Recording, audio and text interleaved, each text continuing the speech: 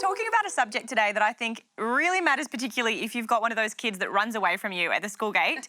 Touch and hugs, why they're so important. Why are they of value to kids to get that kind of contact? So physical contact, particularly hugs and touch, are known to reduce stress. So we've seen hospitals incorporate kangaroo care. We've seen it for quite a while now, but they know that skin-to-skin contact with tiny little newborns, we actually see their whole physical bodies and health improve because they're touched.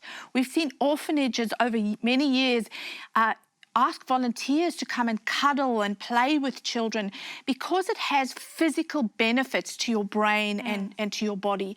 Dr. Spence from Oxford, who's a big researcher on senses, says that touch and smell are the more closely linked senses to our well-being than the others.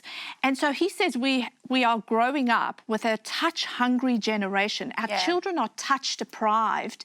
Screens are part of the problem, but we need to make sure that we're reaching out and touching our children often.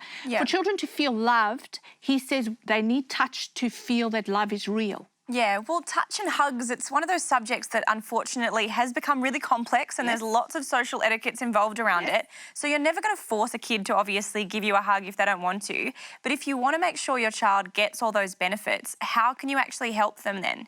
I'm glad you said that because we need to be careful we don't force our children to hug grandma or hug auntie and uncle just because that's what you do with family. If your child, their body language says, I don't want to do this, there may be nothing sinister. It's just your child doesn't feel that kind of need or doesn't feel love through that kind of hug from that family member.